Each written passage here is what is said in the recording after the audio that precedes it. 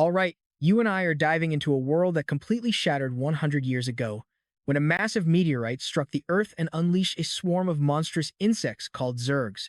These terrifying beasts instantly went to war with humanity, and our modern weapons stood absolutely zero chance against their endless numbers, forcing humans to surrender most of their land. But then, a genius changed everything by creating spirit contracts, a system where women transform into powerful battle spirits and men become their masters. Armed with this incredible magic, humanity successfully defended their last remaining territories, and now, 100 years later, a massive crowd is gathering around a glowing pink crystal. The crucial awakening test begins as a young girl touches the crystal, only for the evaluator to announce she received an incredibly weak sea sword. She walks away totally devastated by her terrible rank, while our main character Han Jan watches from the crowd, having absolutely no idea what kind of power is waiting inside him. Next up is a confident redhead named Xiaomei. She steps up to the platform without a shred of doubt and touches the crystal, making it explode with brilliant light. The blinding glare is overwhelming, and suddenly, a legendary spear materializes, leaving the old examiner completely speechless. She just summoned the S-rank Immortal Blood Spear. The onlookers go wild, whispering that if she pairs up with another high-tier master, they will become an unstoppable force. But the moment she gets her weapon, she walks straight to her boyfriend, Han Jan, and ruthlessly dumps him on the spot, saying they are on entirely different levels now. She turns her back on him, telling him to forget she ever existed, as a bunch of guys nearby start laughing at his humiliation. He remembers how he used to cater to her every whim, cooking her meals and giving her massages, only for her to throw his lunch in the trash while he practically begged her to stay. Back in the present, a gang of bullies immediately starts tormenting him, laughing about how a pathetic loser like him never deserved a girl that powerful anyway. But pay attention here, Han Jan calmly tells them he might still awaken an S-rank tier or higher, making his ex laugh right in his face at the thought. Now it is finally his turn to step up to the artifact, but when his hand touches the surface, absolutely nothing happens, plunging the entire room into silence. Just as the crowd starts snickering, a catastrophic explosion of light erupts from the stage. He just awakened a triple S-rank skill called Divine Resurrection. Instantly, every single girl in the room changes their tune, swarming our main character like hungry predators. A blue-haired girl even brags about being a cosplayer, inviting him back to her place, but he just ignores them all, knowing these fake girls will only slow him down. Opening his status menu, he is greeted by a literal god-tier screen, packed with incredible powers we will see in action later on. Suddenly, his shameless ex-girlfriend slides right back into the picture, boldly asking to team up, leaving our hero momentarily quiet as he considers it. He activates his scanning skill on her while she arrogantly offers him the privilege of holding her hand, and he is blown away by how easily his power exposes her deepest, hidden stats. Our hero flatly rejects her garbage offer. While he searches the crowd for a better partner, we see two snobby girls harassing a beautiful student who only awakened an E-rank spirit, mockingly whispering that she will be kicked out of the academy in no time. This sweet girl is Xiaoi, sitting all alone and crying over the cruel insults, wondering why everyone treats her like garbage simply because of her low starting level. Running away in tears, she accidentally crashes straight into Hanjan. But before she can hit the ground, he catches her firmly and asks if she's okay. You and I are about to see a mind-blowing twist here, because when he scans her stats, he realizes this E-rank girl actually holds one of the 10 strongest weapons in existence. She is completely flustered, but he gently strokes her hair and asks the ultimate question: will she become his official combat partner? The poor girl blushes furiously while the jealous onlookers fume, prompting director Chen Pu to step in and warn Hanjan not to throw his massive potential away. He lectures him about choosing teammates based on temporary emotions, and just as the girl is about to reject him to save his career, a loud voice suddenly interrupts them.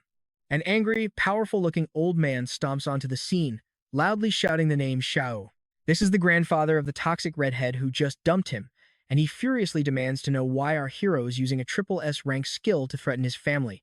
He aggressively grabs Han Jan by the collar, calling him an arrogant brat and raising his hand to slap him across the face, but another powerful figure instantly intercepts the blow. Director Chen Pu holds him back, urging Vice Captain Xiao to control his temper, but the stubborn old man demands that Han Jan must contract with his granddaughter first. Han Jan cuts them off, declaring he will sign with Xiaoi no matter what. And as he grabs her hand to finalize the bond, she hesitates, feeling completely unworthy. He looks her in the eyes and promises she's worth everything, as glowing golden chains of magic suddenly wrap around them. Activating his divine skill, a brilliant purple sphere erupts around her as she screams, transforming her body into a legendary golden sword, confirming the ultimate contract success. The magnificent blade hovers in midair, leaving the young master completely mesmerized by its radiant, overwhelming power. The system officially reveals a godlike triple S rank bond, leaving the entire arena absolutely frozen in disbelief, and immediately after, Xiaoyi shifts back into her human form, running to throw her arms around him while crying happy tears. While everyone is celebrating, the humiliated ex and her furious grandfather quietly slip away from the crowd.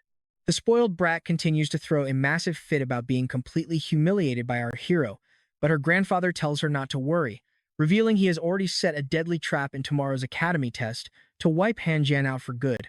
The old man then demands to know how she intends to repay this massive favor, and she happily hugs him, promising to host a fun video game night at her house tonight as a way of saying thanks. With a very serious expression, the old man agrees to her plan, and just a few hours later, the local news is absolutely flooded with reports discussing Han Jan's insane triple S rank awakening. We see the old man grinning while looking at his phone, teasing the redhead about her ex-boyfriend, and when he asks what Han Jan is actually good at, she admits he is literally perfect at everything. The scene fades with her collapse on her bed, completely drained, and the next day we find someone scoop food onto Han Jan's plate in the cafeteria. And as we leave our hero eating lunch with his gorgeous new partner, the jealous crowd continues to gossip, but trust me, you and I know they are in for a massive shock. Alright, you and I are diving into a story where a sweet girl named Xiaoyi apologizes for an embarrassing mess, but our hero Hanjin gently tells her to stop saying sorry. Hanjin tells her to just focus on eating breakfast, or they will be late for their big evaluation. But right then, a sudden voice calls out, making him spin around to look. It is a loudmouth named Wang Lu Mao, who immediately starts flexing and asking if Hanjin is actually as tough as they say. But our main character completely ignores the cheap trash talk, casually asking who this random guy even is. Wang Lu Mao brags that he is Xiaomi's new partner, acting just as stuck-up as she is. But our hero fires back with a hilarious pun on his name, which absolutely sends him into a rage. The fiery redhead, Xia, grabs her new partner's arm and tells him to just ignore Hanjin. She calls our protagonist a total loser who is about to get kicked out of the academy for good. As they storm off, Wang Lu Mao warns them that this is far from over. And just like that, we cut to a massive, packed combat arena. Inside, the announcer loudly declares that the exams are officially starting. He explains there are multiple stages, and passing even one means you survive the cut. The crowd is actually pretty thin, but the examiner wastes no time calling up the first duo, Xiaomei and Wang Lu Mao. The redhead and her smug partner step forward, standing by the gate, completely convinced they are going to crush this. As the heavy gate finally grinds open, a terrifying claw reaches out, followed by a massive, grotesque difficulty level 7 insect monster bristling with creepy legs. Alright, pay attention here, because this is where the real action kicks off. Xiaomei transforms into a sharp spear, and her partner barely dodges a savage swipe to prepare a deadly counter. He lunges forward, driving the spear straight into the beast, but the blade struggles to break through its thick, rocky armor. Leaping high into the air, he refuses to back down. With absolute fury, he charges again, driving the blade deep into the beast and forcing a painful scream from it. That strike leaves a massive hole in the monster's chest. The crowd erupts, totally blown away by the power of an S-rank skill shattering such a tough shell. On the monitors, we see the defeated beast slump to the floor. Meanwhile, up in a private VIP room, the Academy's top organizers are watching closely, evaluating every single move.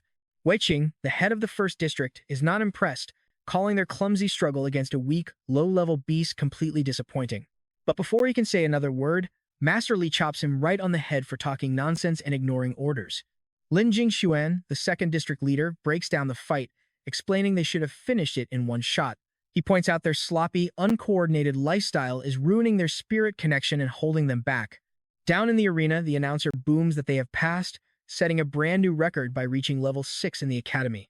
Meanwhile, spectators in the crowd gossip, mocking Hanjin for turning down a powerful S-rank partner, since her raw stats easily outclass poor Xiao Yui's abilities. Next, the examiner calls up our hero and his partner. As they stand before the massive iron gate, Han Jian suddenly senses something incredibly off in the air.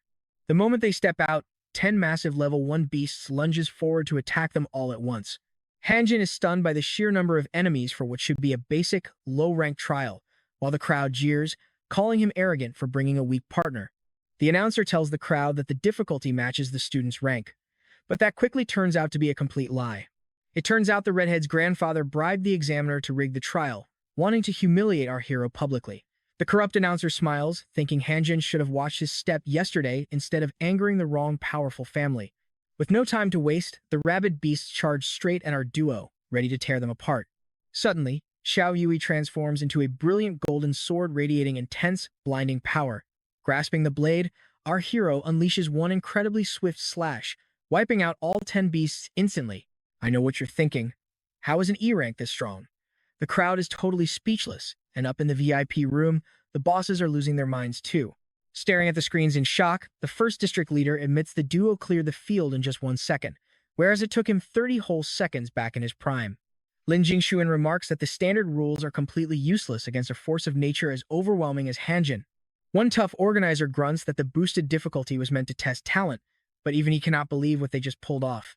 Wondering how they did it, he mutters that maybe 20 monsters would be a better challenge to really test their limits. Weiqing agrees, saying intense pressure is exactly what trainees need to grow, just like in his own youth. The elder in charge nods, eager to see how far they can push this duo's true limits. So, they unleash 20 vicious beasts all at once. But Hanjin just stretches casually, humming a tune and joking about finding his soulmate. As a massive vortex swirls behind him, the golden sword floats in midair. Suddenly, a colossal blue wave of energy erupts upward, wiping out every monster in sight. The beasts rain down, totally wrecked.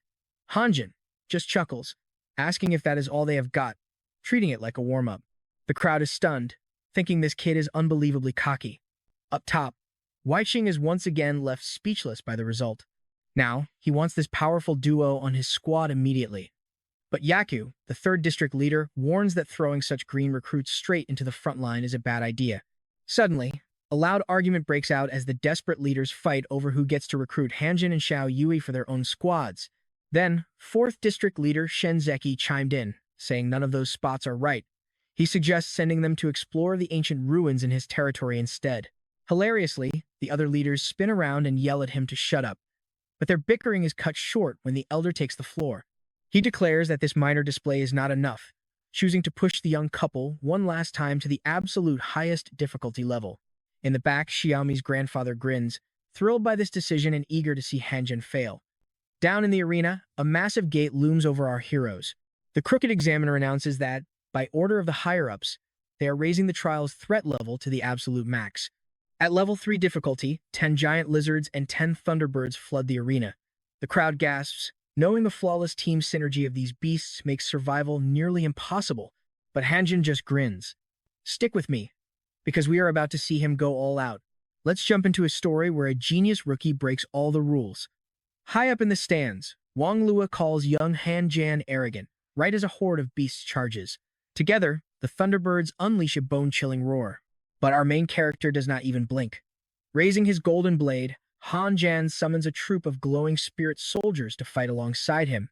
Charging forward, these spectral troops vow to wipe out the beasts, easily tearing through the enemy lizards. But things take a turn for the worse when the Thunderbirds unleash devastating bolts of lightning, vaporizing our hero's spirit squad in an instant. As the lightning strikes close, the main character charges straight into the heart of the beast swarm, radiating a blinding orange aura. Han Jan leaps high, leaving the spectators absolutely stunned by his sheer fearlessness. He lands perfectly, gripped tight on his sword, Xiao, completely surrounded by a sea of snapping lizards and snarling thunderbirds. With a sudden roar, Han Jan triggers his rupture formation, blasting every single monster away with raw kinetic force. Now watch this. The defeated beasts rain down from above, proving his terrifying power to the entire crowd. Watching from the sidelines, Wang Liumao can only wonder just how much power this kid is still hiding. High up in the observation room, the district leaders stare down in absolute disbelief at the spectacle. They clear the field in just 2 moves. Quietly, an old master in the corner realizes that the sword girl, Xiaoyi, had her mystical abilities boosted like crazy while fighting alongside the boy. He summons his butler, who appears at his side with supernatural speed, showing absolute loyalty to his master. The servant asks for his orders, and the professor tells him to use his unique sensing ability to uncover the true power level of young Han January. But the butler admits he already tried during the trial and found nothing but a blank void. He suggests this could be another mysterious anomaly, just like the case of the genius Ling Zhen. Shaken by this, the master asks if the measuring crystal simply glitched out because of Xiaoyi's overwhelming, monstrous energy. The butler agrees it is possible, but Master Shut finds the whole situation highly suspicious. He decides that Ling Zhen needs to meet Han Jian immediately. Still, one burning question keeps nagging at the old master, prompting him to ask his servant for the exact name of the spiritual contract binding these two young prodigies. With a deadpan expression, the butler reveals the name Shenong's tripod. Back in the arena, the nervous evaluator asks our hero if he is absolutely sure he wants to proceed to the next challenge. Without a shred of doubt, the young man nods. Suddenly, a level 4 beast horde pours out from a portal, roaring with sheer fury. A massive centipede lunges at our hero, but Han Jian dodges the lethal strike effortlessly. Seconds later, a surge of musical energy starts radiating from his mystical sword, Xiaoyi. With one swift, merciless strike, he cuts down every monster in his path. Yet, the portal keeps flashing as an endless stream of beasts continues to flood the arena. But Han Jian wants to test his absolute limits. He channels his power into a massive, raging hurricane, completely sweeping away everything in its path. I know what you are thinking. Is he done? Not even close. He breezes straight to level 9, leaving the ground littered with defeated beasts, all crushed by his godlike power. The shocked examiner tells Han Jian that reaching level 9 is already a massive achievement, and he can stop now. But our overpowered hero casually announces he wants to push on to level 10, leaving the bespectacled evaluator completely frozen in absolute shock. The crowd goes wild, whispering that this is impossible for a rookie who just awakened his powers. Meanwhile, we cut to the powerful leader of the first district, Wei Qing. He notes that even he only cleared level 9 back when he was at his absolute peak, as old footage plays showing his legendary past achievement. Clearing level 10 would break every single record in the Academy's history. This instantly triggers a massive bidding war between the leaders of the first and second districts, both desperate to claim this prodigy. Lin Jingguan slowly lowers his glasses, ready to fight for the kid. A heavy purple aura flares around him as he boldly suggests they settle this right now with their fists. Back in the arena, the white-haired examiner agrees to let him try, but warns that a drained fighter cannot possibly win level 10. Smiling, Han Jian asks for just a brief moment to catch his breath. The examiner agrees, but reminds him that Academy rules only allow a 5-minute break. Interrupting mid-sentence, the boy replies that he only needs the length of a single song to recover. Instantly, Han Jian begins regenerating at an insane speed, leaving the crowd completely speechless. The audience finally realizes that despite their massive difference in level, the synergy between him and Xiaoyi is god tier. Meanwhile, back in the office, the intense clash between the district leaders heats up as they fight over who gets the duo. Over in the corner, a loud, deliberate cough breaks through the noise. It is Liu Jingchun, the commander of the 5th district. He asks why they would send a kid with such incredible healing and energy absorption skills to the front lines. The other leaders glare at him, asking if he is trying to slide in and steal their recruit. Liu nods, explaining that the kid could save countless lives on the battlefield. But the other two leaders quickly shut him down, firmly agreeing that they will never let that happen. Just as they are about to throw hands, Professor Li steps in to set the record straight for everyone in the room. The old master explains that each of the 8 districts has clear duties. District 1 handles frontline combat, while District 2 takes care of strategy. District 3 expands their borders, District 4 gathers intel, and District 5 is solely dedicated to medical support and healing. District 6 manages surveillance, 7 sails the seas, and District 8 runs Black Ops. Together, these 8 pillars protect the Empire and keep the world in order. Professor Li then admits he has often dreamed of forming a 9th district, though he never actually went through with it. Cut to the arena, where a gargantuan silhouette roars through thick, choking smoke. This is Zerg, a level 3 boss widely feared as the Flaming Beast. Professor Li states that if Han Jian can survive just 3 minutes against this giant, his level 10 trial will be a total success. A massive shockwave from its roar sweeps the stadium, nearly blowing the spectators away. In the stands, people panic, wondering why this kid wants a head-on clash with such a nightmare. Right then, we get a sweet moment between Han Jian and Xiaoyi, as he gently asks his sword spirit if she is ready for what comes next. And just like that, they charge. Trust me, you and I are in for one hell of a fight. Right off the bat, you and I are dropping straight into the action as this massive Zerg beast spits a deadly fireball right at our hero. He barely dodges, twisting his body away at the absolute last second. A massive explosion tears up the arena right behind Han Jian, but he doesn't even flinch.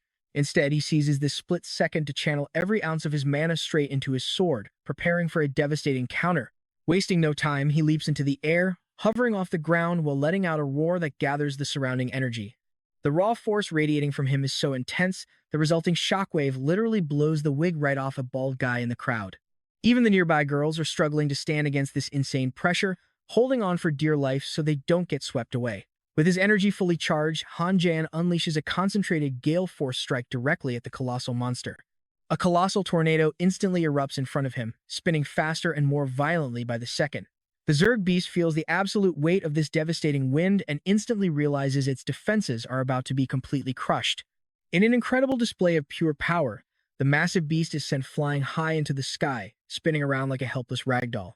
Tumbling through the air, the fiery monster lets out one final, desperate roar before its absolute destruction.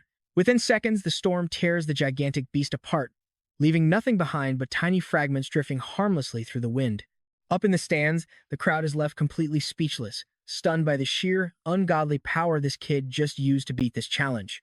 Even with jealousy burning inside them, the red-headed Jiam and her partner Wang Lumao are visibly shaken by his skills. Meanwhile, Han Jan catches his breath, knowing deep down that pushing his limits like this will eventually take a serious toll on his body. Suddenly, the virtual arena around him starts glitching out. Pay close attention here, because things are about to get interesting. Just then, a mysterious figure steps forward, warmly congratulating Han Jan for passing this brutal trial and moving on to the very next stage. When our hero demands to know who he is, the stranger calmly introduces himself as Lin Jingguan, a major power player in this region. He reveals he controls one of the local districts, then immediately cuts to the chase with an incredibly intense question. He wants to know who will win the upcoming war. Han Jan confidently replies that while the Zergs are powerful, humanity will never be defeated. The young man promises he will fight with everything he has to stop them, ensuring peace and a future for everyone. Suddenly, enthusiastic clapping echoes nearby. An old man walks up, offering to take Han Jan on as his personal disciple right on the spot. Lin Jingwen quickly steps in to introduce him as the legendary Master Li. Staring at him, our hero instantly recognizes this old man as Li Wang, the legendary patriarch of Daxia's most influential clan. A quick flashback takes us 100 years into the past, when three massive Zerg emperors united to wipe out Daxia. At the absolute climax of that brutal war, Luton fought those three monsters completely alone, slaying them to save his nation. Returning to the present, Han Jan asks if this legendary master really wants him as a disciple, and Li Shuang confidently nods. With deep respect, Han Jan bows, incredibly grateful for the mind-blowing honor of training under a living legend. Out of everyone here, Han Jan is the only one who fits the old master's incredibly high standards. Since it is their very first meeting as master and disciple, Luton presents him with a simple ring as a welcoming gift. But this is no ordinary ring, it's a dimensional inventory forged directly from the bones of a Zerg emperor he personally killed. The old master warns him that this ring carries a dark, menacing aura and demands absolute caution. While it easily terrifies low-level Zergs into submission, it actually has the opposite effect on higher-ranking monsters, making them exceptionally aggressive toward the wearer. He tells Han Jan he doesn't have to wear it if he is too afraid, but our hero confidently accepts the extreme risk and slides it right on. The master chuckles, noting how glad he is that his disciple isn't a coward, while throwing a smug glance at the nervous, glasses-wearing evaluator. You and I can both see how proud the master is as he praises Han Jan and Xiao's incredible exam performance, inviting them out to celebrate over dinner. Soon, they arrive at a high-end restaurant to celebrate Han Jan's arena victory and his acceptance as a disciple. Once seated, Master Liu Tong announces he has invited several powerful figures to join them, giving the young duo a rare chance to meet the elite. Lin Jingguan steps up to formally introduce himself, revealing that he commands the entire war zone of the 2nd District.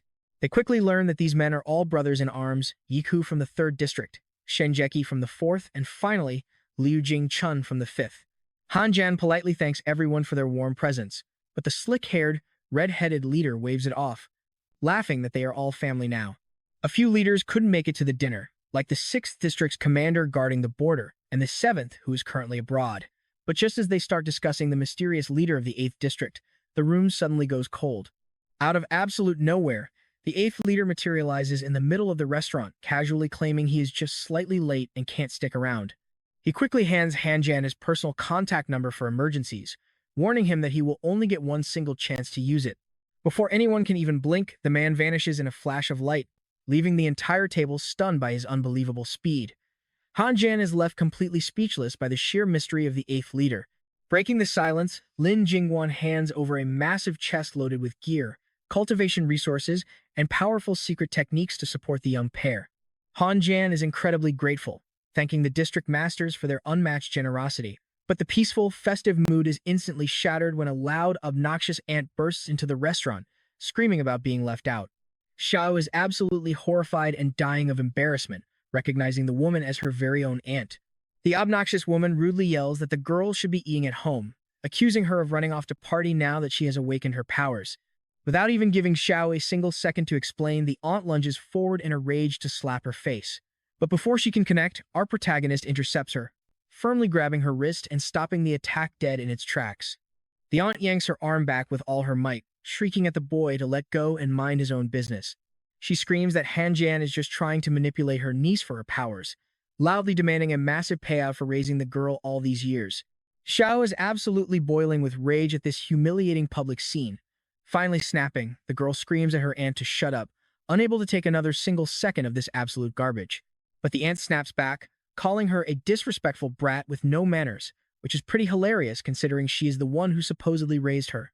She carries on with her wild tantrum, threatening everyone by screaming that their uncle from the 4th district will hear about this disrespect. The leaders exchange confused glances, wondering who this 4th district uncle is, while the aunt shrieks at Han, January, you and I will have to wait for the next episode to see what happens next. Let's dive into this madness as she points her finger at Master Li, asking if he is just some grandpa paying the bill.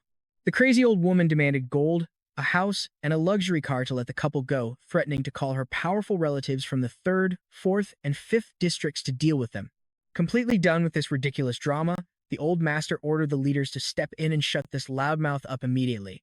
Terrified, those young leaders frantically made urgent phone calls to find out how security let this lunatic get in, while the crazy aunt kept screaming threats, boasting that her elite connections would absolutely destroy them all. Right at that perfect moment, her phone rang loudly, cutting off her embarrassing screeching right in the middle of the restaurant. When she answered, she got hit with a massive screaming lecture from the caller, who brutally declared their families were officially cut off today. With a cold smirk, Master Li asked what happened to all those powerful allies she boasted about. Meanwhile, on the phone, her uncle Nu screamed at her to leave the couple alone, warning that Han Jan and Xiaoi were protected by the high leaders, and he wanted no part of this mess. The shock hit her like a truck. Her phone clattered to the floor as the aunt collapsed, completely paralyzed by what she just heard. Having seen enough of this insane scene, the restaurant security guards stepped in and forcibly dragged the screaming woman out of the building.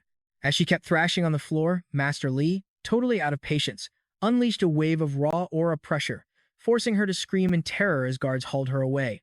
Once the dust settled, Xiaoi apologized to the group, looking completely mortified and deeply hurt by her aunt's toxic behavior.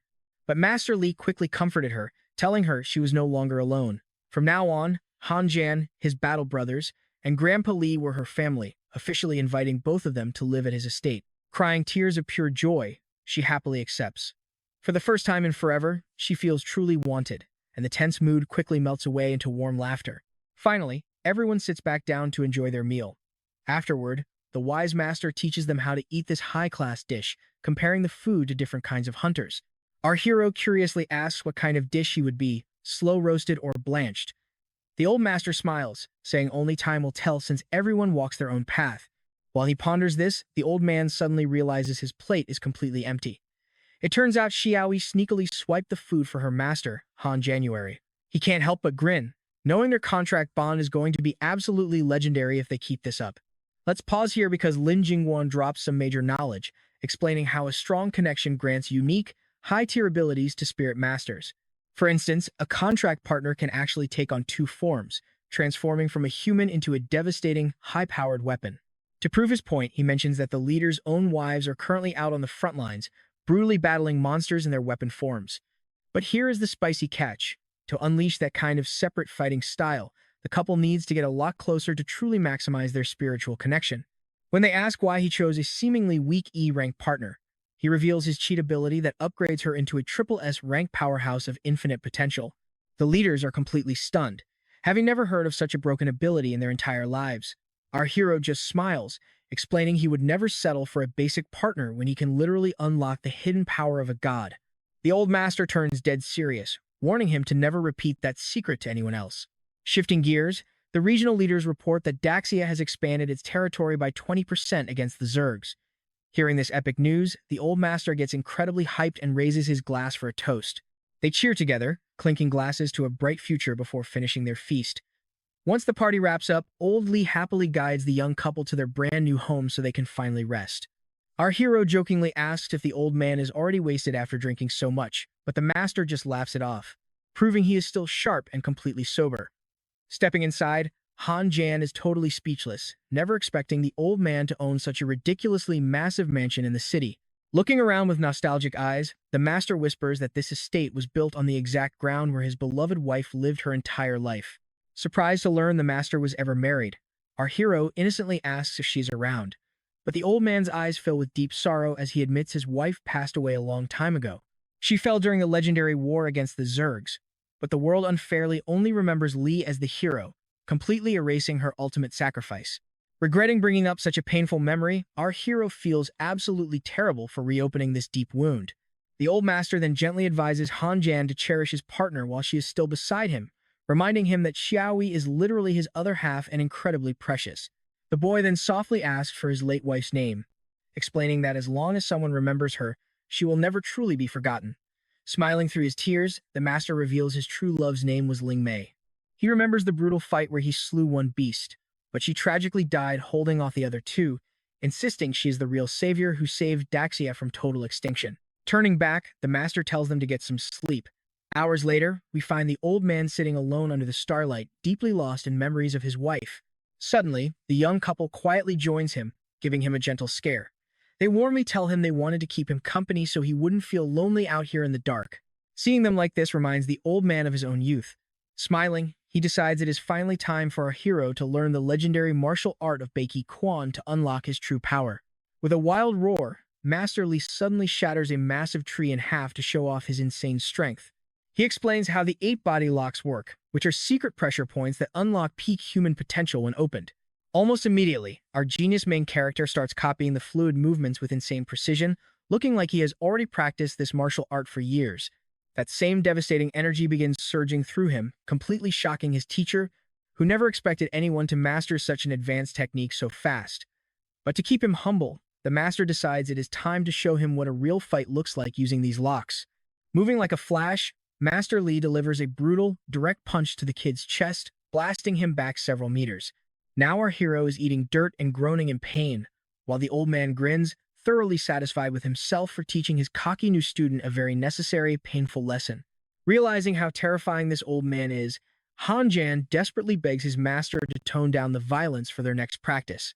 The next day at the academy, Xiaoyi asks if his face still hurts. He laughs, but their peaceful morning is suddenly cut short by a group of arrogant punks. And trust me, you and I both know exactly how this is about to end.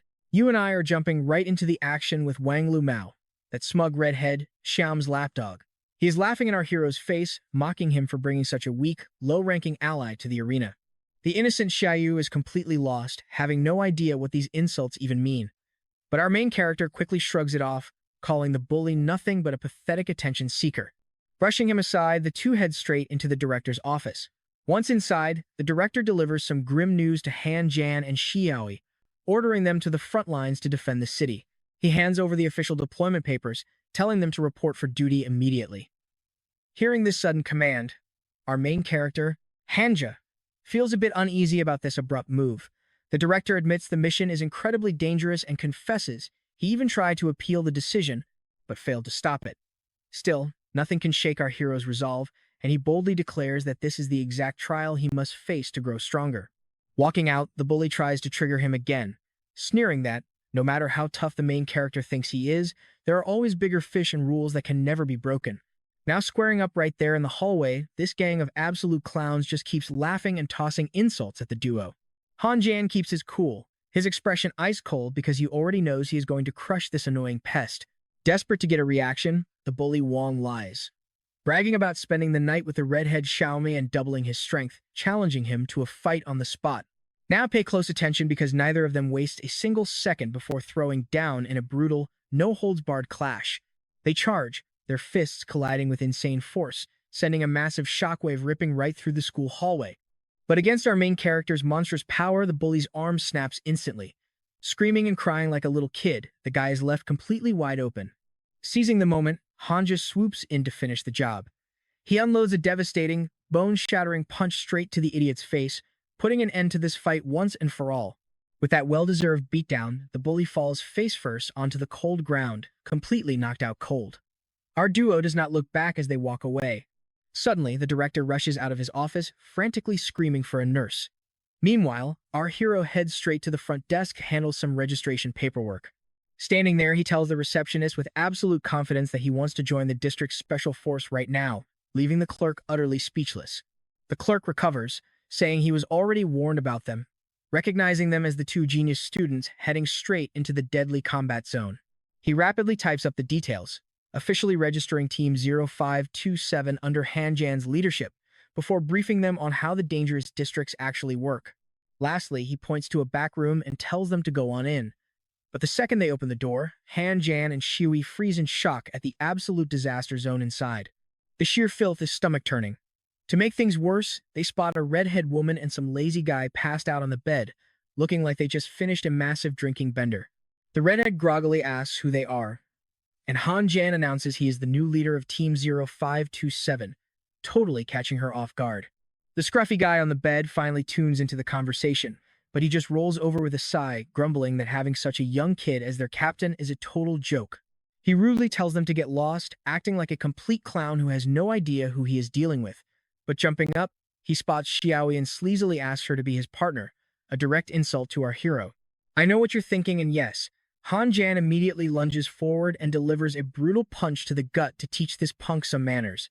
The devastating impact sends spit and blood flying from the guy's mouth and nose. The insane power of that punch launches the idiot clean across the room, smashing him hard into the wall before he collapses. The redhead calls the guy Yeon, warning him to show some respect to their new captain before she heads off to sleep, but the shameless guy just begs her Hong Yingwei for cash. But the young redhead just responds by slamming the door right in his face.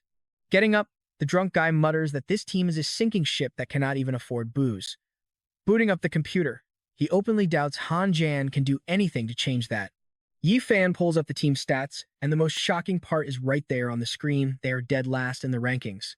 Slumping back down, the lazy guy warns that because of staff cuts, their terrible rank will get them kicked down to the lower district.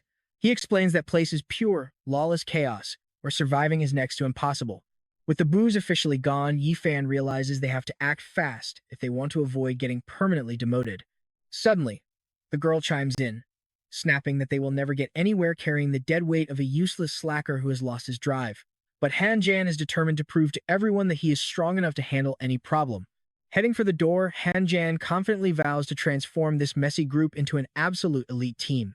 Next, our hero heads to the kitchen to confront the mysterious redhead. Sitting beside her, Hanjan uses his secret appraisal skill to reveal her real name, catching her completely off guard. As she demands to know who he really is, the hero smoothly replies that this little trick is just a tiny taste of his actual power. Getting serious, Hanjan explains that she is the key piece they need to carry this entire squad straight to the top.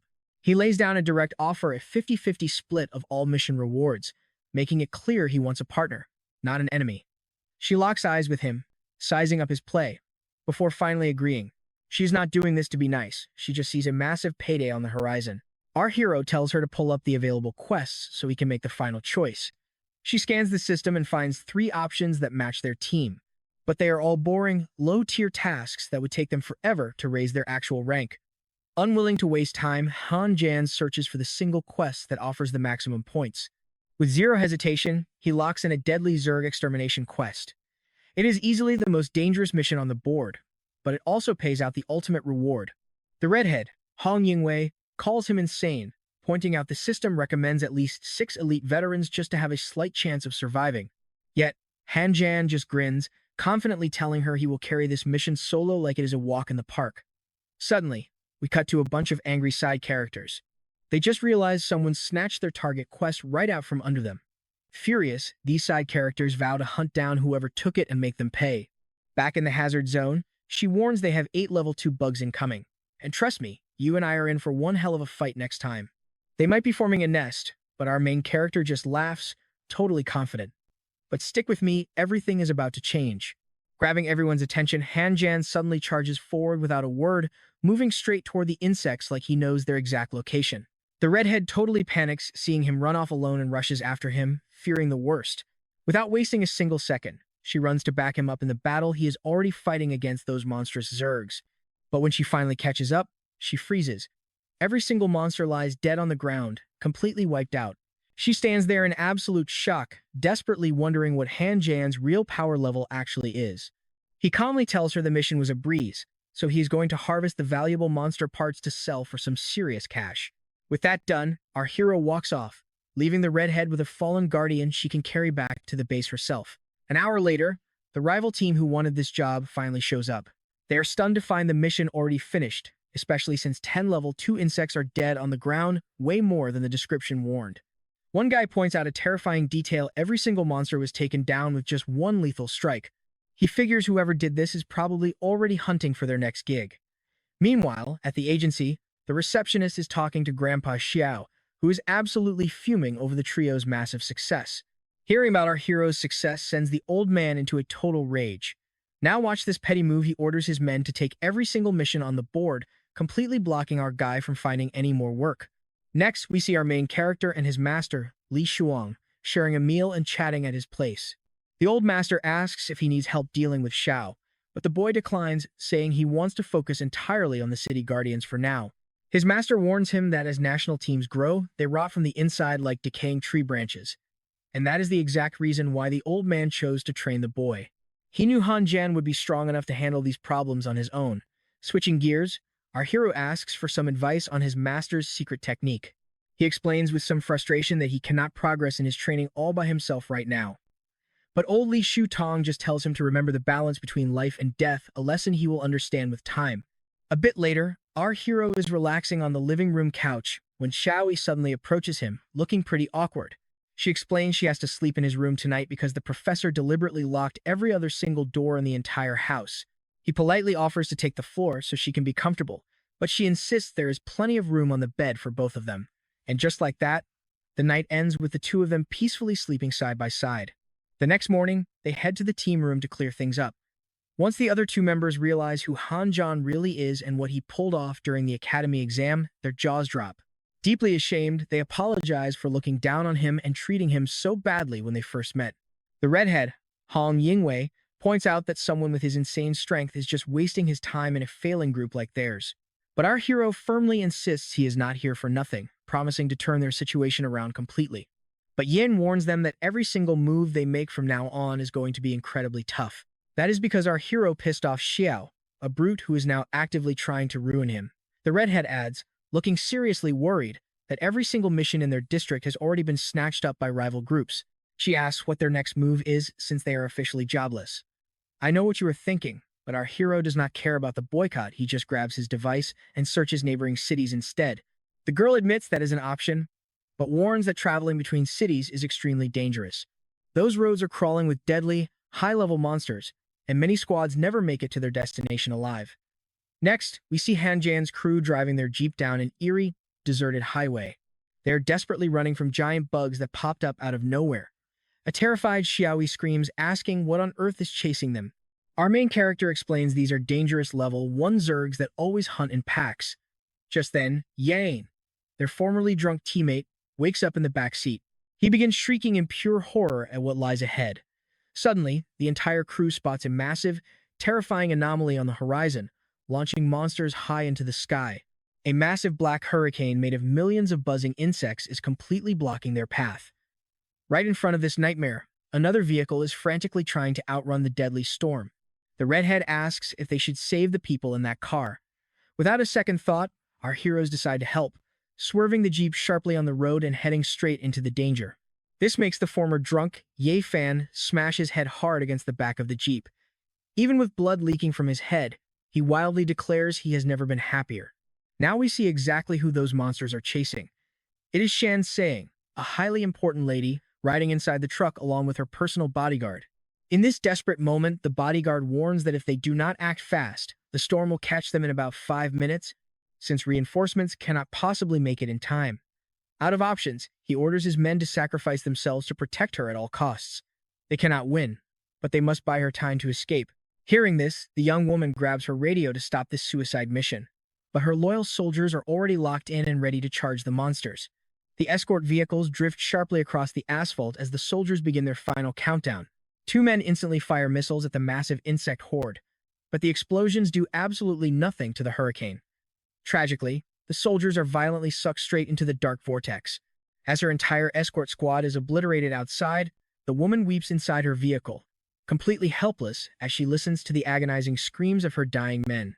Suddenly, a strange, roaring sound from outside makes young Shang Tsung look up in curiosity. A brilliant golden light pierces right through the dark sky, glowing so fiercely that even the swarm pauses in hesitation.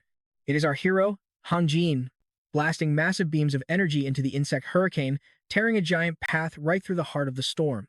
Inside the vehicle, Shan Satting and her guard are left totally speechless by our hero's insane power to disperse the massive swarm single-handedly.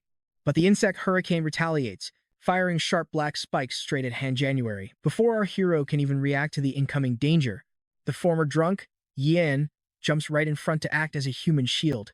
The brutal impact violently pierces his body, and he collapses heavily into the back of the jeep with sharp black spikes embedded all over him. Hanjin desperately pulls the spikes out, knowing they are highly toxic. That is where we leave it, trust me. You're going to want to see what happens next. Alright, let's jump right into this crazy moment where these spikes literally eject themselves from Yin's body, healing him instantly. Watching this insane regeneration, Han Jan realized this guy did not just have high defense, he actually possessed a double S-rank immortality talent. It was absolutely wild, making Han Jan wonder how it even worked. With an ability like that, his body would heal so fast that destroying him was literally impossible. Totally full of himself, the immortal Yi Fan bragged that if our main character begged, he might explain his actual power. But Han Jan just shrugged off the weak provocation. Moments later, as their car sped down the road, young Xiaoyi called out that they had finally reached their very first mission location. This caught Yan completely off guard. Right then, a massive swarm of grotesque, terrifying insects began charging directly at them. Han Jan told Xiaoyi he needed her weapon form to wipe out the swarm in one go. As the grotesque beasts closed in on them, our hero unleashed a devastating strike, slicing through multiple monsters in a single, epic flash. This mind-blowing power left Yan utterly speechless, while the red-haired Hong Yingwei admitted she was constantly amazed by Han Jan's growing strength. Meanwhile, alerts started lighting up the AI's screens, showing that objective after objective was being cleared. Grouped together, several high-ranking officials gathered to discuss the local operation's rapid progress. They stared at the screen in absolute disbelief. Our hero's squad was clearing every single city quest at an unbelievably breakneck speed. Furious, they piled into their jeeps to hunt down this mystery squad themselves. Since they were heading out anyway, they figured they would clear the demonic serpent horde while they were in the area. Suddenly, a bulky guy in their squad spotted something up ahead. Turns out they were too late. Hanjan's team had already cleared that quest too. Now pay attention here, the squad leader immediately ordered his driver to turn around, demanding answers. A scarred young man tried to stop his reckless boss, sensing disaster ahead. But it was too late, and another vehicle was spotted speeding out of the city. It was Hanjan's ride, with the immortal Yan and their blue-clad girl, Xiaoyi, on board. The scene then shifts directly to the main headquarters of the city guardians. Sitting inside his massive, luxurious office was Su Mingwen, the third most powerful commander in the entire city. Staring at the monitors, he could not believe his eyes. How were these high-difficulty missions being wiped out so fast? Just then, an A reported that the main character's rookie team had just entered the region and destroyed every monster entirely on their own. His assistant quickly rushed in with the physical case files, and Su Mingguan immediately ordered everyone else to clear the room. Deeply curious, Su Mingguan dug straight into the system's classified archives to make sense of this anomaly. One by one, he carefully investigated the background of every single member of this mysterious squad that had suddenly appeared out of thin air. To his utter shock, the commander discovered that every single teammate had their files marked as top secret. It made absolutely no sense. But one confidential document stood out above the rest. He found that our main character Han Jan's personal profile was totally blank, making him wonder if the system was glitched. But before he could dig deeper, his desk phone suddenly rang. On the line was Lin Jing Xuan, the heavy-hitting leader of the 2nd District, speaking in an incredibly serious tone. He strictly ordered Su Mingguan to halt the search immediately, warning him those files were way above his clearance level. The commander backed off, but his mind was spinning. Who exactly is Han Jan, and where does this insane power come from? Well, you and I are going back to the battlefield, where a massive giant centipede is charging straight for our hero. The giant beast was already covered in massive battle wounds, letting out a deafening screech of pure agony. But Han Jan quickly put it down for good. That made 18 completed missions for the day, and our hero asked about their current standing. As the red-haired Hong Ying checked the system leaderboard, Ying was celebrating their absolutely flawless performance. The redhead sighed, pointing out that despite racking up 1,800 points, their team was still dead last on the board. The whole squad was completely shocked by this. Hong Ying immediately suspected that the system was rigged against them. They quickly figured out that over a dozen rival squads had teamed up to sweep the other quests together. Because of this cheap alliance, their combined scores had skyrocketed way past our main character's team. It was obvious this was just another dirty trick pulled by Xiao. Even so, Han Jan stayed perfectly cool, confidently telling his team they still had a solid shot at flipping the script. Their next destination? Deep Blue City. Shortly after, Han Jan and Xiao rushed over to see Old Master Li Shuang. The moment they arrived, the elder eagerly asked how their campaign was going. Our hero admitted they had racked up quite a few points, but their overall rank was still looking terrible. As they talked, they brought up the woman they had rescued from that crazy insect hurricane on the highway. The old master explained that her family was incredibly wealthy and held massive influence across the entire region. He added that he always loved her like his own granddaughter. He had watched her grow up and could never leave her behind. The elder revealed that Shang Xing had been intentionally sent to that death zone just to stop her from completing her journey. Fortunately, thanks to their timely intervention, she made it out completely unharmed. Suddenly, the old master shifted his tone, smiling as he announced he had a very special reward prepared for both of them. Sliding an elegant briefcase onto the table, he opened it up to reveal 2 glowing vials of premium enhancement potions. The master explained that this case was actually recovered from Shang Xing's convoy, which our heroes saved just hours ago. She wanted Han Jan to have them as a personal thank you. These rare serums were designed to instantly boost a fighter's physical stats, drastically upgrading their raw strength, speed, reflexes, and ultimate durability. Without hesitation, the duo downed the vials, immediately feeling an explosive surge of energy rush through their veins, awakening a power that had been sleeping inside them. Han Jan watched in awe as his partner, Xiaoyi, unlocked a brand new elemental divinity based on the 4 elements of nature. Best of all, Han Jan also acquired crazy new musical skills for his weapon, on top of a massive system level up. Right after absorbing this incredible power boost, Han Jan's phone rang. It was their red-haired teammate calling with some seriously urgent news. She discovered an insanely difficult local quest that offered an absolute mountain of points. Realizing this was their chance, Han Jan and his partner immediately rushed back to regroup with the squad. Meanwhile, back in the private room, only the boss and his butler remained. The butler reported they had located Miss Ling Zhen, but she flatly refused to see him since she was currently in Shanghai. Once they met up, the redhead anxiously asked Han Jan if he was seriously planning to hunt this thing down. She warned him that this target was incredibly dangerous. But our hero cut her off, asking if she understood the meaning of a red alert. He made it clear that if they did not stop this beast, the entire city would be completely wiped out. As Yane cheerfully toasts to the challenge, the redhead walks away grumbling. Trust me, you and I cannot miss this next battle. All right, you and I are diving into a wild storm where those arrogant side characters are watching a massive lightning apocalypse swallow the entire district. They are complaining about why they did not get this mission themselves. But as soon as they spot our heroes approaching, they laugh and decide the main characters will make the perfect bait for the monster threatening the entire region. Now the team steps right into the heart of the storm. Our main character warns everyone to stay extremely alert from here on out. The redhead warns them that there is absolutely no turning back if they proceed. The 4 step inside, finding themselves trapped in a massive, dark, and creepy warehouse. Xiaoyi whispers that they are definitely being watched, feeling danger lurking in the dark shadows. Terrified, the poor girl clings tightly to our main character's arm as strange, eerie sounds echo all around them. She realizes the atmosphere is literally draining their energy, and the redhead quickly nods in grim agreement. She warns that staying there too long will destroy them. Efon checks the mission details and reveals they have only 30 minutes to finish this, or they will end up as monster food. The redhead points ahead, asking if that is their target. Right on cue, they spot a massive, ominous black orb floating silently in the distance.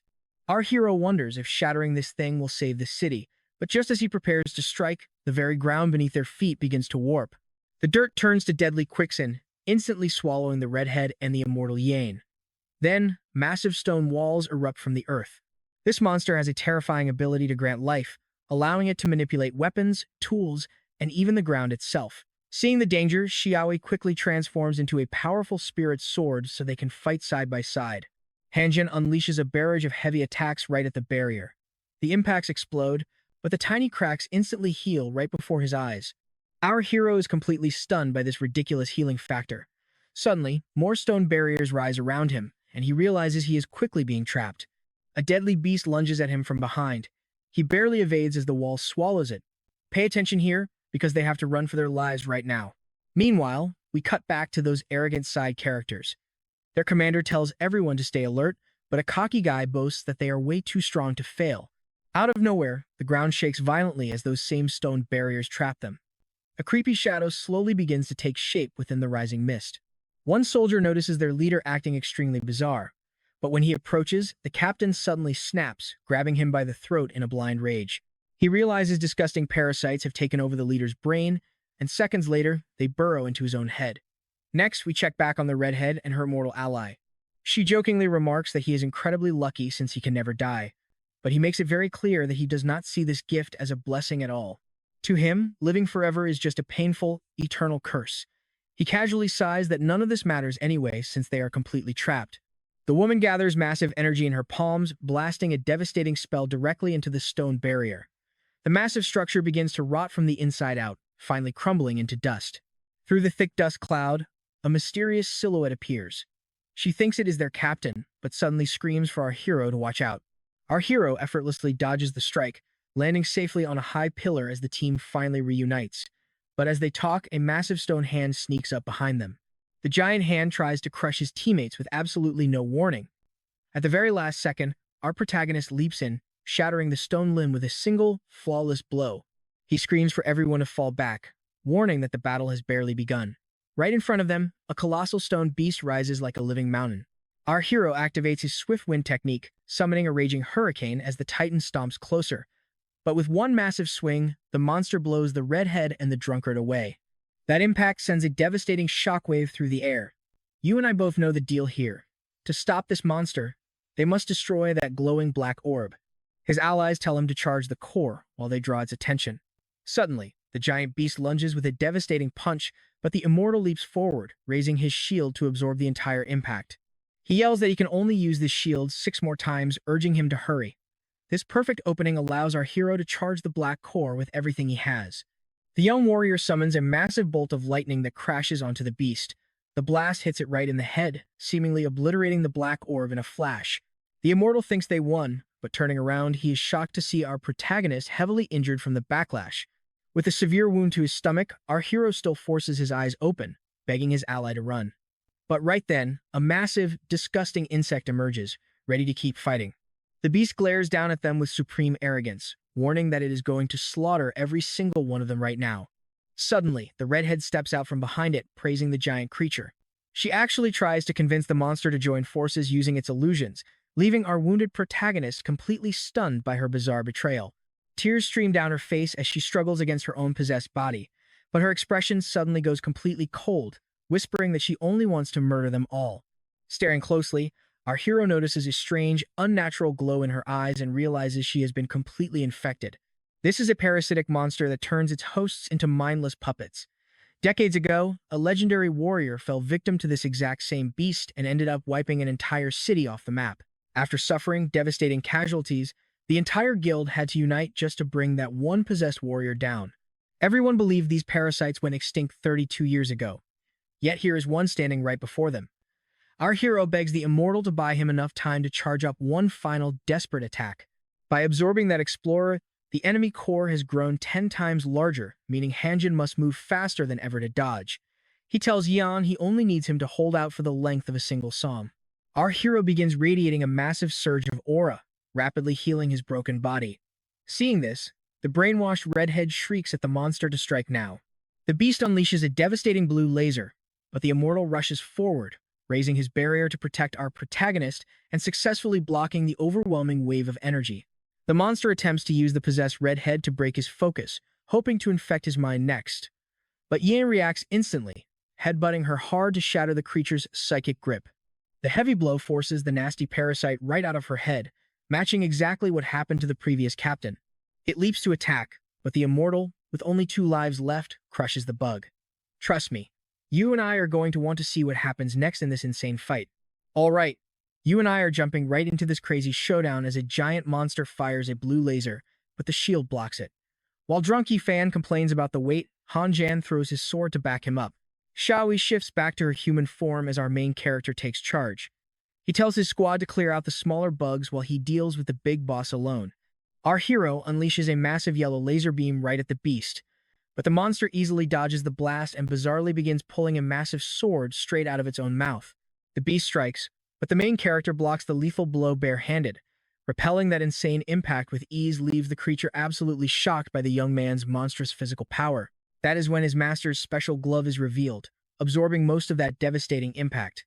Instantly, the two clash in a brutal, high-speed brawl, trading blows so fast they are basically a blur to the human eye. Heavy hits land squarely on each other's shoulders. The sheer force of the impact forces both fighters to back off and reset. Hanjan realizes he needs to end this battle fast. If he drags this out, the monster is going to drain every last drop of his energy. This is that ultimate do-or-die moment.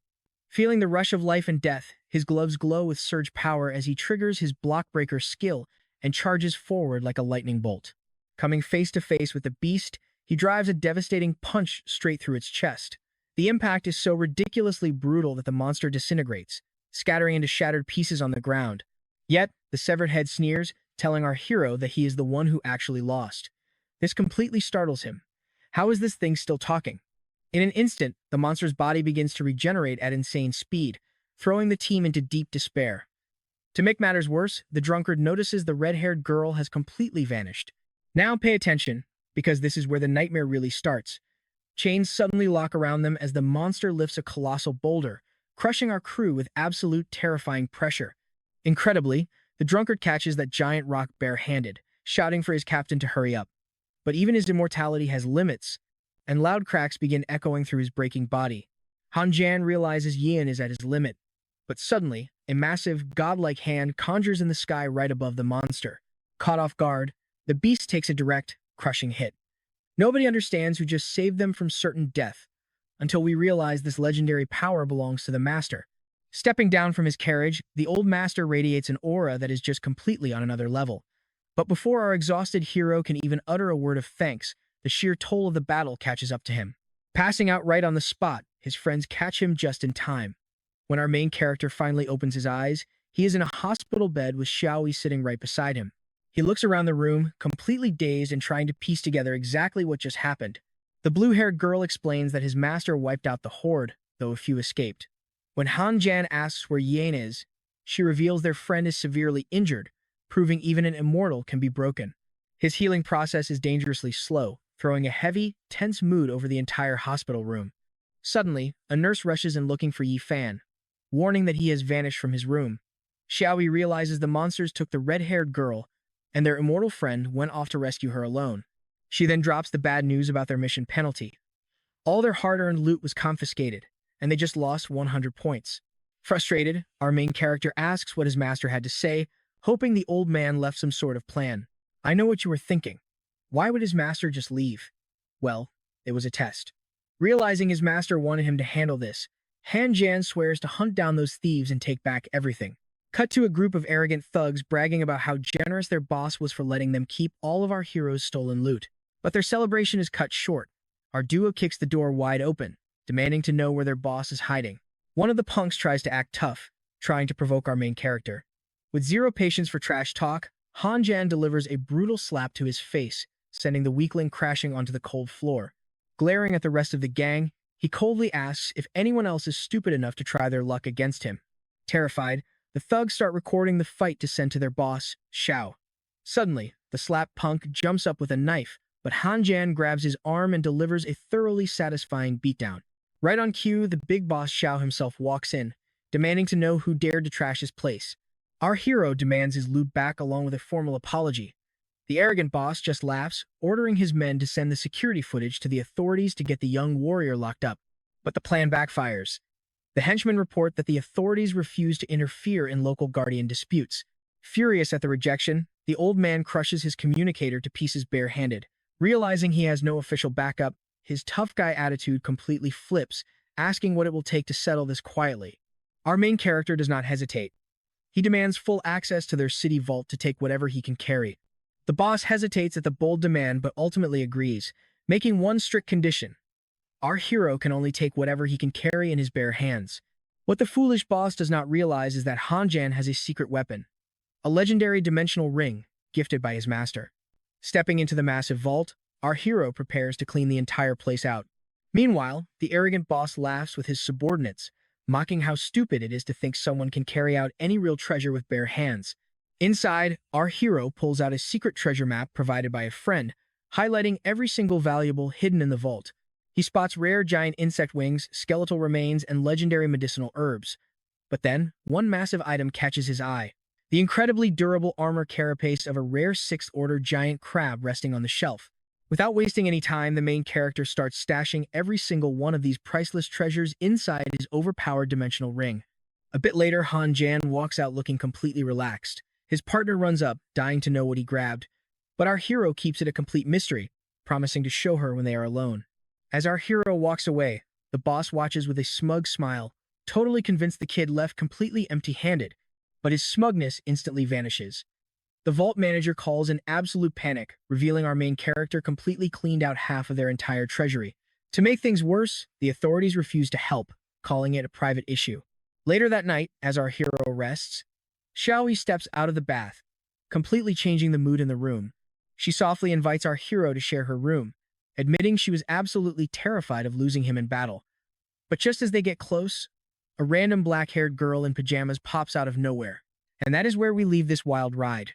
Alright, you and I are starting off with a shock as our duo panics, realizing someone else is hidden inside this massive house. When they confront her, she introduces herself as Li Lingzhen, Master Lai Shuang's granddaughter, calmly announcing she is actually their new roommate. But using his special appraisal skill, our main character realizes this girl is actually one of the strongest magical weapons in existence. Our hero gets super embarrassed seeing her in pajamas, but she has zero shame, claiming she is a famous best-selling author and that these comfy clothes are essential for her creative genius. Then this eccentric girl straight up offers to jump into bed with them, making things 10 times more chaotic. Xiaoyi completely panics, yelling they just met, but Li Lingzhen clarifies she only wants to form a contract with our hero, giving the blue-haired girl a massive sigh of relief. Our hero promises that if they seal the contract, his unique abilities can help her awaken an even higher rank. Right then, she starts pulling at her pajamas, absolutely shocking our main character, who was not ready for this. She casually explains that according to the novels she writes, contracts always require intense physical closeness. Her sudden boldness throws our duo for a loop, but our main character, Han Jan, stays focused. He shrugs it off and initiates the contract. Immediately, glowing magical chains of energy bind them together, sealing the pact and causing her powers to rapidly evolve. Once the ritual finishes, our hero compliments her insane new strength and suggests they test it out right then and there. Feeling a bit awkward, Xiaoyi excuses herself to the kitchen for a glass of water.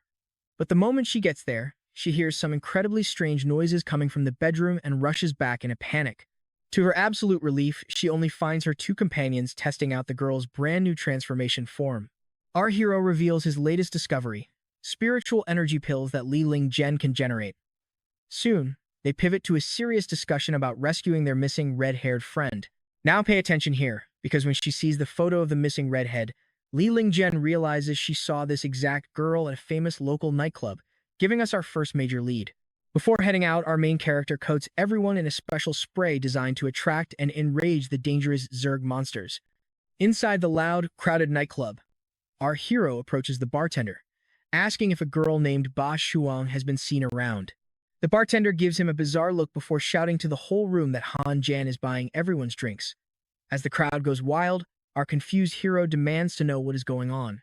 The bartender grins, explaining that some girl racked up a massive tab and promised the man searching for her would cover it. He hands over a mysterious locked chest left behind for him. Cracking it open, they find a warning note stating the Zerg reproductive cycle has started and 7 dangerous parasites are loose in this very area. Suddenly, our hero stops reading, abruptly telling his friends he needs to make an emergency run to the restroom. Inside, he bumps into a sketchy guy wearing glasses. Out of nowhere, the man snaps, flying into a total rage and lunging at our hero with clear intent to end him. You and I both know our hero is built different. He shrugs off the punch, shoves the guy back, and suddenly a nasty Zerg parasite bursts from the man's neck. With absolute ease, Han Jan obliterates the leaping bug midair, ending the threat with one swift, satisfying strike. Right after, his team rushes into the bathroom to investigate the commotion, and our hero quickly explains that a parasite-controlled human just tried to take him out. Xiaoyi notes that they have successfully eliminated one of the 7 targets, and it is time to hunt down the rest. They head out to search for clues. Suddenly, a lunatic wielding a machete charges at our hero, who smoothly evades the slash and delivers a devastating counterkick, slamming him onto the cold floor. The mind-controlling bug immediately tries to flee from the man's head, but our hero crushes it midair. Xiaoyi recognizes the attacker as one of Jiahu's top henchmen, allowing our hero to connect the dots. Everyone infected here has direct ties to that corrupt villain. We then cut to Jiahu's office, where the brute is casually teaching a student, when the door is slammed open by an furious Yan demanding some real answers. He immediately accuses the giant of massive corruption, using parasites to mind control the city's awakened student population. Coldly, Jiahu mentions that Yang's wife is already dead, and he should shut up. This triggers a terrifying aura from Yang, who vows to settle this score once and for all. The villain acts like the death was just bad luck, mockingly asking the immortal if he is prepared to face his backup. Instantly, a swarm of thugs surrounds him.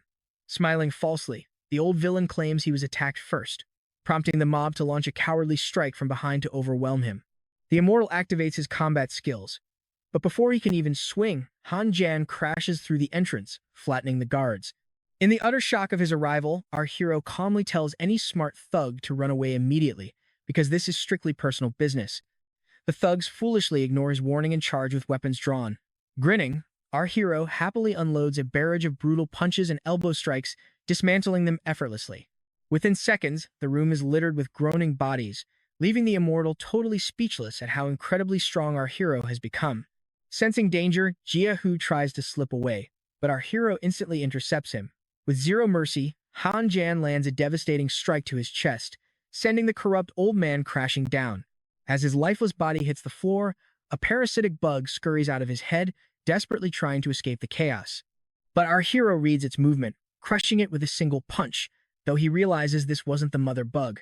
Suddenly, armed city guards burst in, seeing their dead captain, and instantly fly into a rage. Meanwhile, over at the mayor's office, his secretary walks in, asking him to sign off on some urgent paperwork. But as he turns around, we see the terrifying mother parasite is fully pulling his strings. The scene cuts as the poor woman's horrific screams echo through the office. Back with our crew, Han Jan tells Xiaoyi she must contact their master immediately. When she protests, refusing to leave him, he grabs her hand and firmly orders her to go. And trust me, you and I are going to want to see what happens when the controlled mayor orders a citywide manhunt on them. Let's dive into this wild manhwa where a corrupt politician sneers, mocking our heroes for falling right into his trap. Back with our main character, he steps out of the building alone, choosing to get arrested solo just to keep his squad safe. But the moment he walks outside, an old elder flying on a hoverboard suddenly blocks his path, declaring that his run is officially over. This creepy old guy unleashes a massive wave of gravity pressure, forcing our hero to submit on the spot. Meanwhile, our hero's master, Li Shutong, senses a presence in the darkness and tells them to quit hiding. A hooded figure steps out of the shadows, mocking the master for acting so calm when his precious disciple is about to die. The master releases a terrifying, monstrous aura, asking if they really want to push him this far. But the intruder laughs it off, revealing that the old man on the hoverboard is nothing but a mere clone of the real villain. Li Shutong chuckles, playing along with his helplessness for now. As the hooded figure vanishes back into the darkness, he mutters that he still has a few tricks left to play.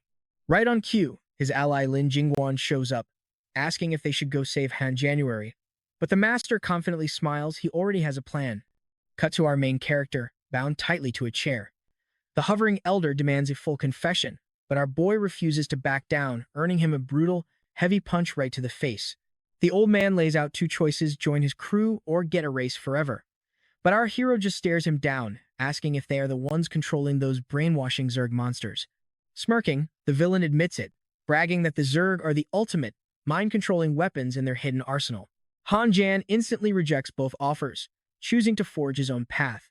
Fast forward to the next morning, our hero is marched to the gallows in chains while a grim voice announces his execution. Standing beside the mayor, the official reports that preparations are complete. The corrupt mayor cold-heartedly asks if Han Jan's squad has been locked up yet. When the guard tries to say no, the mayor snaps and kicks him out. Left alone, the politician can't help but wonder why the boy remains so eerily calm right before his death.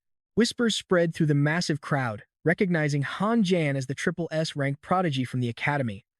But gasps echo as the mayor suddenly steps onto the execution stage himself. He dramatically announces that while this genius is about to die, he deserves it for allegedly harming innocent citizens.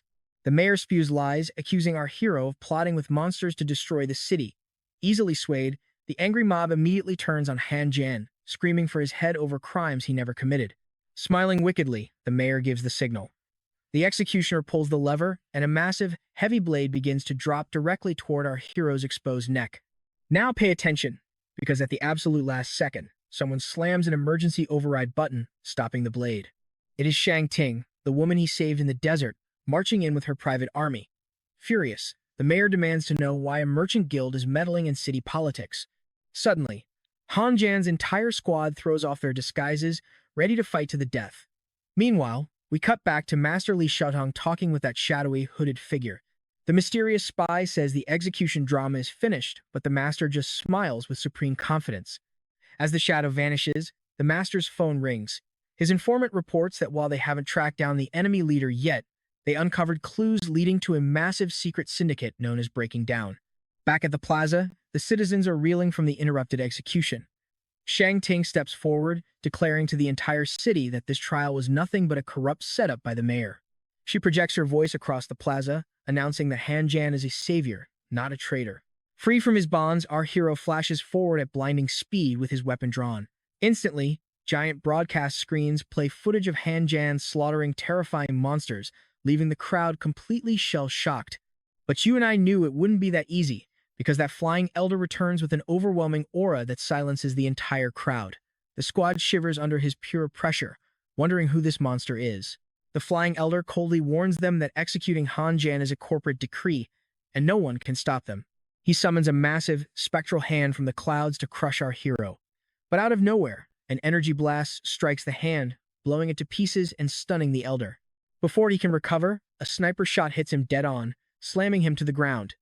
Amidst the chaos, Shang Ting spots a cloaked sniper on a rooftop who quickly retreats. Suddenly, the mayor flares with a violent red aura and lunges at Han January. Realizing his master orchestrated this whole setup to draw them out, our hero gets into stance. A devastating punch tears toward him, but our hero slips past it effortlessly. Shocked by his speed, the mayor can't even react before Han Jan teleports behind him for a counterattack. With a massive strike, Han Jan punches the mayor straight into the concrete, triggering a violent explosion.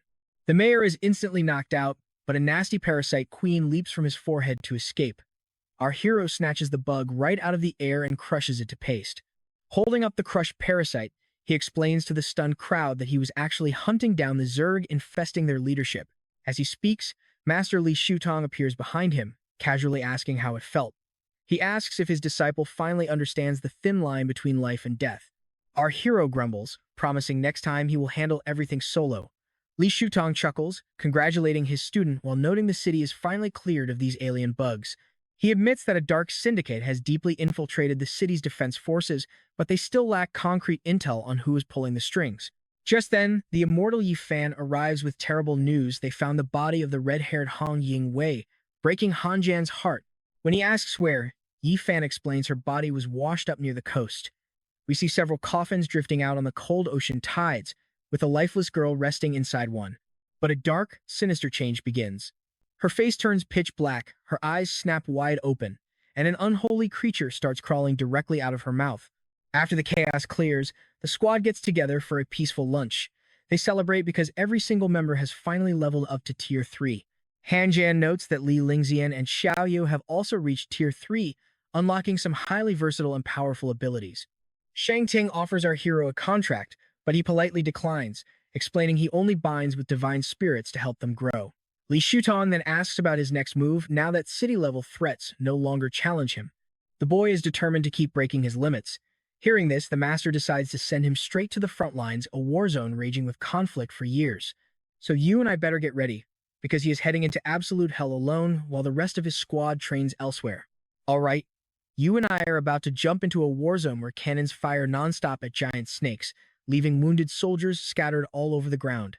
Amidst the chaos, two soldiers named Xiao Ya and Zhang are arguing about their brutal losses. One of them complains bitterly, desperately waiting for urgent reinforcements because his small squad has already lost two of their men. Right on cue, a helicopter touches down and our main character, Han Jan, steps out, fully prepared for action. The young hero introduces himself to the duo, but they find it extremely weird that he did not bring any battle spirits, warning him that wandering unarmed in this deadly war zone is a straight suicide mission. With neither veteran wanting a defenseless rookie on their squad, they start bickering over who has to take him. Finally, the blonde soldier gives in and waves the rookie over to meet the rest of the team. He introduces himself as the squad captain and welcomes Han Jan to the unit. The captain introduces the other members, Kaiyang and Shikan. But the blonde girl cuts in immediately, complaining about getting completely soaked during their last rough mission. As she tries putting on her coat, she gets hilariously tangled in the wet fabric and asks our hero to help her out. Han Jan happily untangles her, and the grateful girl thanks him. However, she also asks the captain if this rookie is really their reinforcement, wondering why he does not have any human-shaped spirits. Our hero formally introduces himself and announces he brought gifts, suddenly summoning a massive pile of valuable treasures he pulled right out of the city vault. The recruits freak out with excitement, thanking him for his incredible generosity. But the captain flatly refuses, explaining that as a mecha operator, he has absolutely no use for normal defensive gear. Cutting the celebration short, the captain orders the recruits to gear up for their next mission immediately. Pay attention to this part as the captain walks off. Our hero asks if he is really a mecha pilot, only to learn he chose this path after his combat partner tragically died. Their emotional chat gets cut short when the captain returns, suddenly throwing heavy sacks of potatoes right at them. When Han Jan asks about their target, the captain cryptically says they are cutting descendants, leaving him totally confused. He clarifies that they must wipe out the Isaki clan's snakes creatures that multiply 10,000 times faster than humans. Because of this insane breeding rate, humanity was completely losing the war in this sector until just 1 month ago. Luckily, the legendary leader Wing returned and flipped the script. But even though Wing slaughtered countless monsters, a few of them managed to slip away into hiding. Their goal now is to track down the nest of those runaway snakes. Striking out immediately, the squad enters a pitch-black forest to hunt for the creature's hidden lair. Just when Han Jan thinks they have arrived, a bizarre sight high up in the canopy catches his eye. Looking up, he sees a massive eerie fabric draped over almost every tree in the forest. The captain points out that this is actually the shed skin of the Isaki snakes, which happens every single time these beasts level up. Suddenly, our hero yells a warning to the team. The snake's disgusting eggs are hidden deep inside that massive skin. Right then, a barrage of giant eggs starts raining down from above. From inside his armored suit, the captain explains that these massive snakes store their eggs in shed skin, proving they found the nest. But get this to everyone's absolute horror, the falling eggs start cracking open midair. The squad freezes in complete shock, questioning what kind of terrifying noise is coming from inside those shells. As the eggs rain down endlessly, a deafening, bone-rattling sound echoes from above. The sheer shockwave of the sonic attack is so powerful that it blasts the captain's heavy armor backward. The pilot gets blown right off the cliff, but Han Jan lunges forward to save his comrade. Grabbing the giant machine's metal arm, our hero uses pure, monstrous strength to hurl the heavy robot back onto safety. The captain lands safely on solid ground, staring in utter disbelief at the rookie's insane physical strength. The rest of the team is devastated, assuming our hero could never survive falling into that deep abyss. Filled with guilt over the tragedy, the captain blames himself for the kid's death. But then, a hand suddenly reaches up and grabs the cliffside. It is our hero, casually asking if someone can pull him up so he can finish climbing. The squad rejoices to see him completely unharmed. But as the young man walks over, the captain scolds him angrily, yelling that risking his life to save a commander was incredibly foolish. Our hero calmly nods and says he gets it. But before they can finish, a pack of deadly snakes rapidly closes in on their position. Han Jan recognizes them as newborn Isaki snakes, prompting the captain to yell for caution. Looking at the countless baby monsters crawling from every direction, the other two recruits are absolutely terrified. The beasts charge head-on, but the brave captain steps up to block them using the brute force of his armored suit. Panicked by the overwhelming numbers, the blonde girl screams that they are going to die. But in the nick of time, our hero activates his special ring, casting a massive barrier of protective aura around the team. The swarm pauses, staring at the glowing shield in confusion while waiting for any opening to strike. The captain is equally confused, watching the frozen monsters. Seeing this, our hero asks him what he is waiting for, urging him to use his weapons and burn them all. Snapping out of it, the captain unleashes his mecha's flamethrower, roasting the snakes alive. The recruits are amazed by the mech's firepower and thank Han Jan for saving their lives. After burning the last of the beasts, the captain notes that our hero is surprisingly humble compared to other stuck-up nobles. Suddenly, a flashing red warning pops up on the mecha's screen. When Han-Jan asks what is wrong, the captain reveals that the other squads have failed their nest missions. He admits that without our hero, they would have been wiped out too. The captain explains that these cunning snakes somehow know exactly where human reinforcements are located. Knowing this, he proposes a crazy plan to use Han-Jan's ring power to lure the swarm towards them as a distraction. Our hero admits they might not survive fighting the whole swarm alone, but warns that if they do not act fast, the snakes will hunt them down anyway. Suddenly, a colossal rank 15 Iskai tribe nest guardian snake glides silently behind the squad. When they turn around, everyone is paralyzed at its massive size. Han-Jan bellows at them to run for their lives. Terrified, the two rookie recruits bolt into the forest, convinced there is absolutely no way to defeat this giant leviathan. But trust me, this is where the captain shows his true courage, unleashing his entire arsenal to buy his friends time to escape. Alright, you and I are jumping right into a disaster as that attack does absolutely nothing to the snake. Its giant fangs clamp down on the robot armor, crushing the captain's mech like a tin can with raw, terrifying force.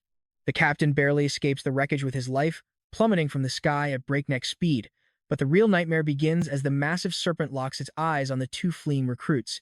Paralyzed by sheer terror, they can only watch as the beast lunges.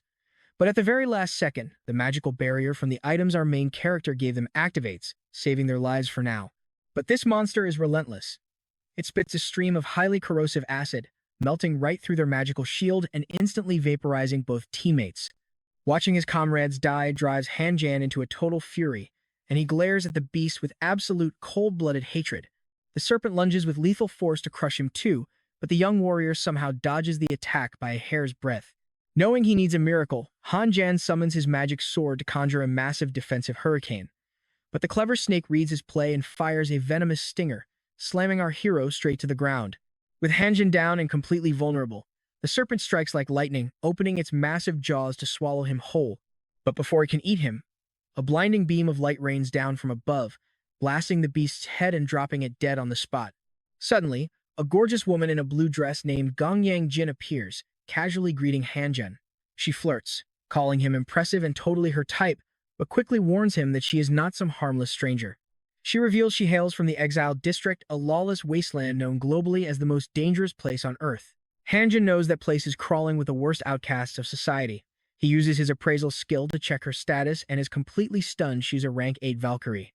Nimbly slipping behind him, she admires the pure magical resonance of his sword, casually declaring that Han-Jan is going to be her personal support from now on. He tries to object, but she shuts him down instantly. A powerful warrior like her has no time for a level 3 rookie disobeying her orders. Han-Jan explains he is in the middle of a critical mission and can't just abandon his post, but she refuses to take no for an answer, threatening to drag him by force. Standing his ground, our hero boldly states he would rather die than be forced into compliance.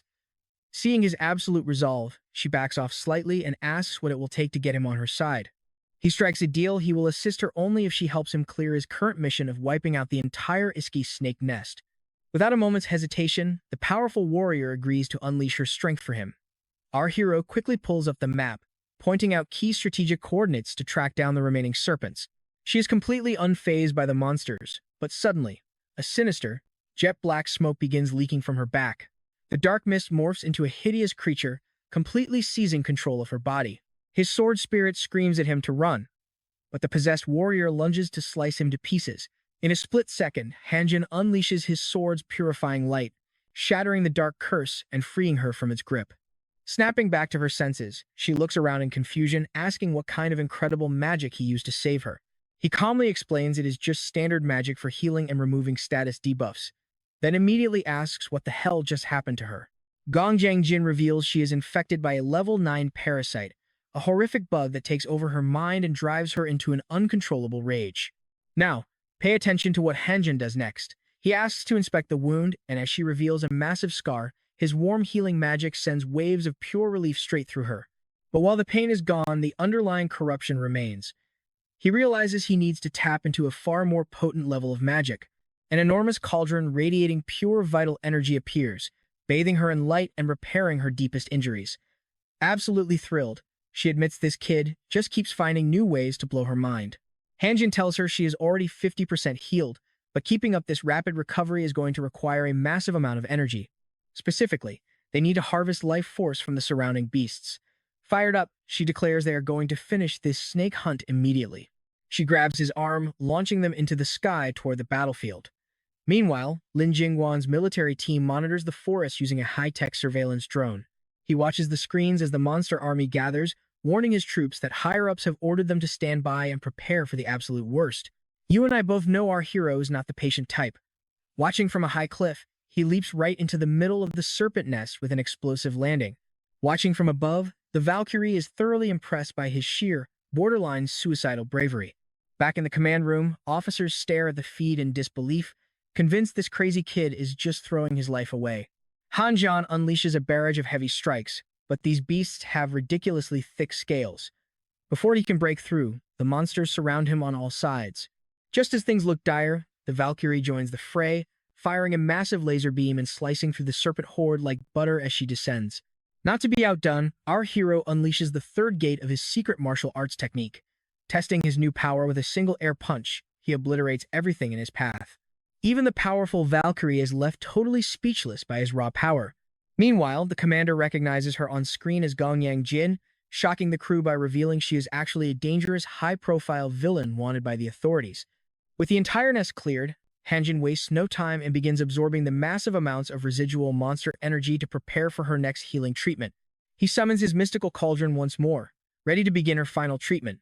As the glowing, raw energy pours over her body, she winces and grinds her teeth, feeling the intense, overwhelming magical reaction of the healing process. There is still a corrupted black thorn buried deep within her spine, and she tells him to rip it out once and for all. The cauldron pulls the last bit of corruption from her body, leaving you and me eager to see what happens next.